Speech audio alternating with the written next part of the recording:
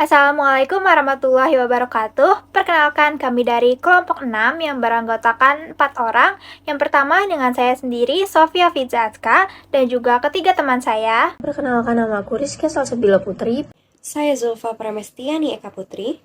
Kenalin, nama aku Sofia Angelika.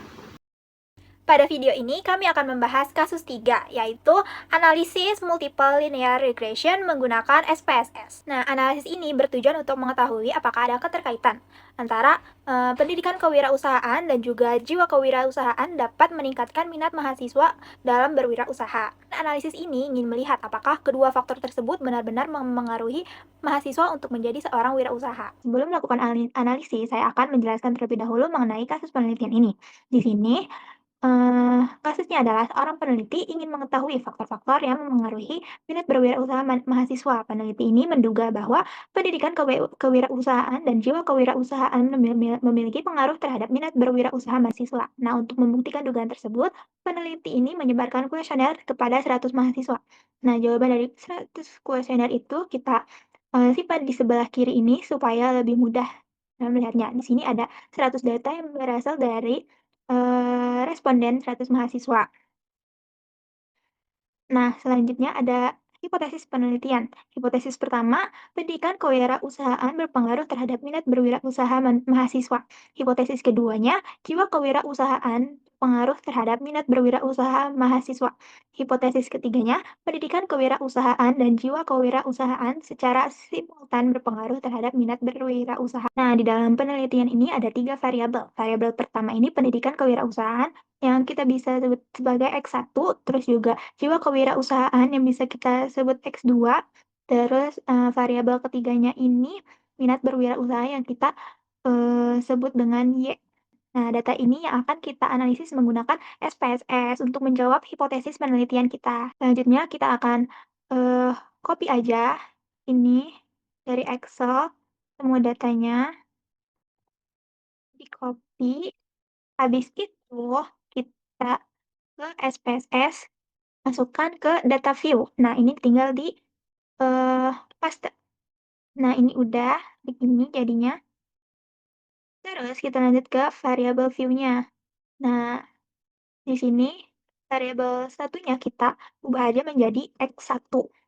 Dan variabel 2-nya X2. Nah, yang ketiganya, variabel ketiganya kita ganti dengan Y. Oke, sebelumnya penelitian ini menggunakan teknik analisis linear berganda atau multiple linear regression karena penelitian ini kan ingin mengetahui apakah ada pengaruhnya antara dua variabel ini, yaitu pendidikan kewirausahaan dan juga jiwa kewirausahaan terhadap satu variabel, yaitu minat berwirausaha. Oleh karena itu, metode regresi linear berganda ini merupakan teknik analisis yang sesuai untuk menjawab tujuan penelitian ini. Nah, oke, selanjutnya labelnya ini kita ganti dengan X1 kan tadi pendidikan kewirausahaan kita ganti KWU aja ya. Terus X2-nya kita ganti jiwa kewirausahaan. Terus yang tadi teman-teman, hasil ketiganya minat berwirausaha. Selanjutnya mention-nya kita ganti dengan scale semua. Setelah sudah seperti ini semua tampilannya, kita akan lanjut ke proses analisis yang akan dilanjutkan oleh teman saya. Pada hari ini, aku akan menjelaskan tentang uji prasyarat analisis, yaitu ada uji normalitas dan uji linearitas menggunakan SPSS. Udah, data view-nya udah ketaruh di sini. Lanjut lagi, kita akan mencari tahu apakah data residual itu berdistribusi normal atau enggak. Oke. Di sini kita pencet analyze, kita ke regression, terus kita ke linear. Dilanjut lagi, di sini ada pendidikan kewirausahaan. Kita masukin minat kewirausahaan ini ke dependent, pendidik kewirausahaannya sama jiwanya dimasukin ke independent.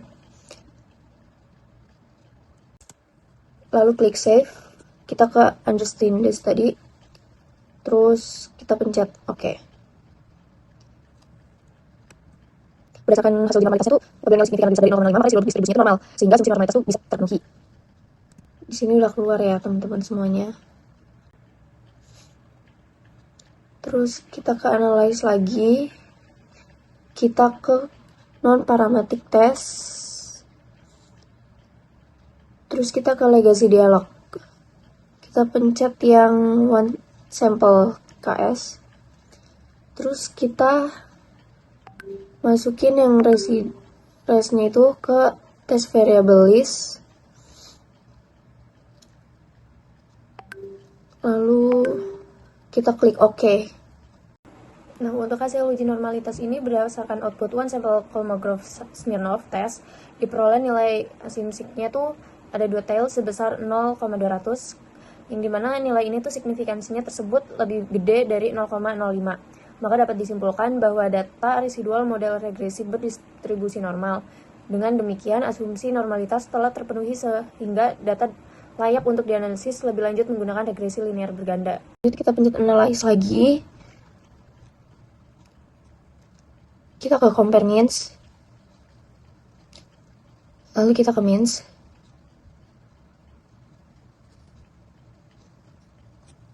Di sini minat kewirausahaan kita masukin ke dependent list, dan independennya kita masukin jiwa kewirausahaannya sama pendidikannya. Terus kita klik option, terus kita pencet test for linearity, terus kita continue, lalu oke. Nah, di sini udah keluar juga ya hasilnya teman-teman. Nah, pada output uji linearitas antara minat berwirausaha dengan jiwa kewirausahaan diperoleh nilai signifikan pada bagian linearity sebesar 0,001 dan nilai signifikan pada deviation from linearity sebesar 0,560. Dan signifikan linearity yang lebih kecil dari 0,05 menunjukkan bahwa terdapat hubungan besar linear yang signifikan antara jiwa kewirausahaan dan minat berwirausaha. Selain itu, nilai deviation from linearity yang lebih besar dari 0,05 menunjukkan bahwa tidak terdapat penyimpangan dari hubungan linear. Oleh karena itu, dapat disimpulkan bahwa hubungan kedua variabel tersebut memenuhi asumsi linearitas. Nah, untuk berdasarkan hasil uji linearitas antara variabel pendidikan kewirausahaan X1 dengan minat berwirausaha dengan fungsi Y, diperoleh nilai signifikan pada bagian deviation from linearity sebesar 0,476. Karena nilai tersebut lebih besar dari 0,05, yang dimana 0,476 ini lebih besar ya dibanding 0,05. Maka dapat disimpulkan bahwa tidak terdapat penyimpangan dari hubungan linear antara kedua variabel. Selain itu, nilai signifikan pada bagian linearitas sebesar 0,000 yang menunjukkan bahwa hubungan antara pendidikan kewirausahaan dan minat berwirausaha bersifat signifikan dan linear.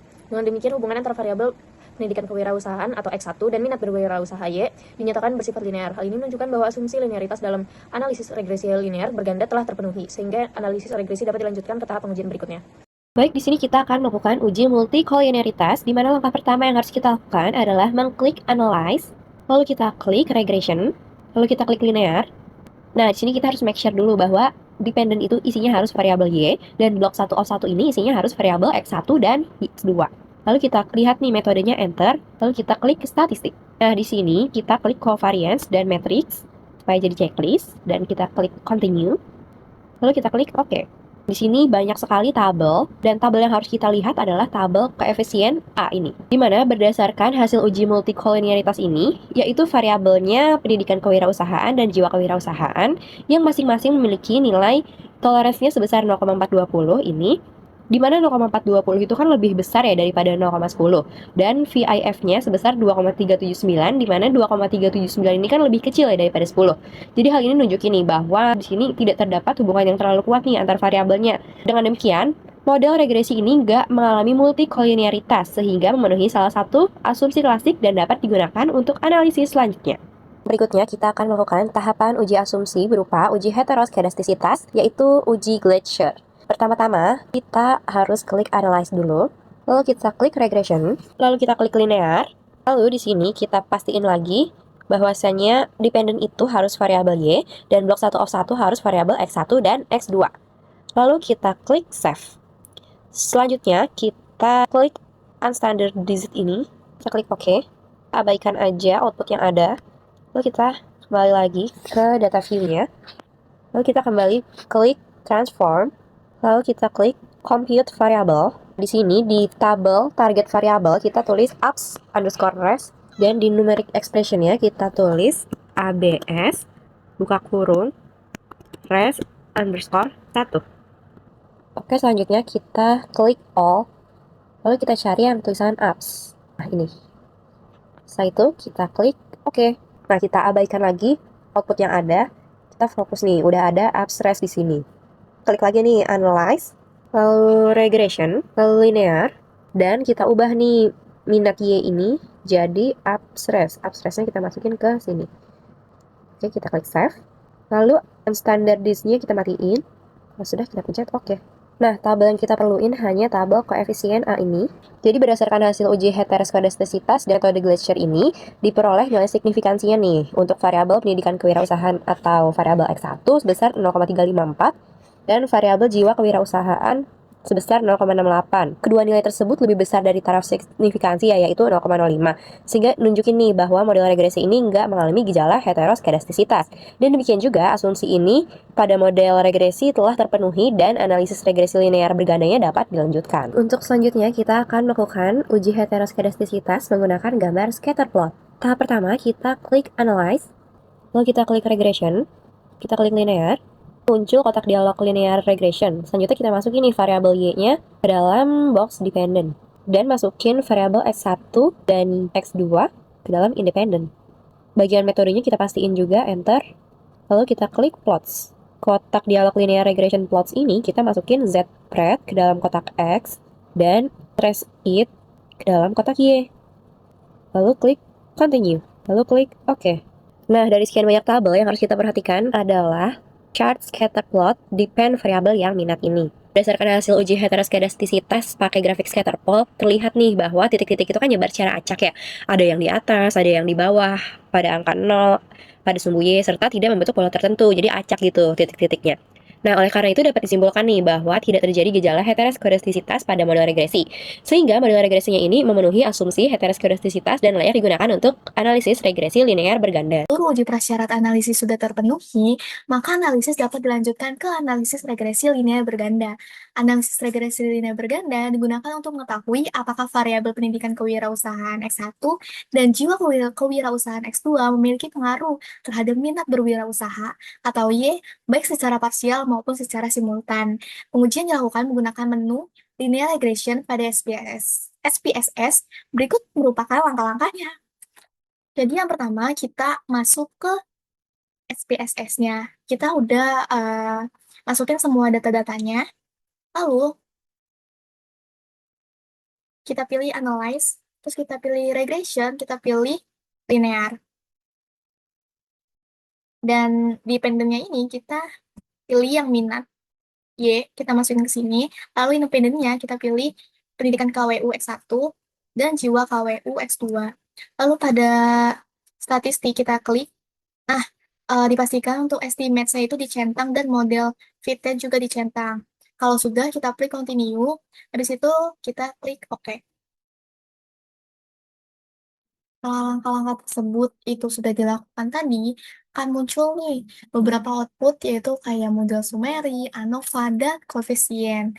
Nah, pada tabel koefisien, kita akan memperhatikan kolom sig atau nilai signifikansi. Nah, dasar pengambilan keputusannya itu adalah apabila nilai signifikansinya itu kurang dari 0,05, maka hipotesis itu dapat diterima. Sebaliknya, apabila nilainya itu lebih dari 0,05, maka hipotesisnya itu ditolak.